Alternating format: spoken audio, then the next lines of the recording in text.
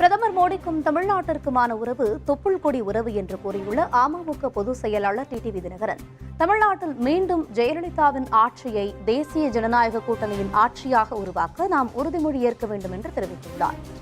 தமிழ்நாட்டிற்கும் மாண்புமிகு பிரதமர் அவர்களுக்கும் உள்ள தொடர்பு பல ஆயிரம் ஆண்டுகளுக்கு முன்பான தொடர்பு. அதனால்தான் அன்றைக்கு தமிழ் சங்கத்தை தொடங்கி வைத்தவர் காசியிலே தமிழ் சங்கமத்தை தொடங்கி வைத்தார்கள். இன்றைக்கு தமிழ்நாட்டிலே தமிழர்களின் சங்கமத்திலே நம்மோடு கலந்து கொண்டிருக்கிறார்கள்.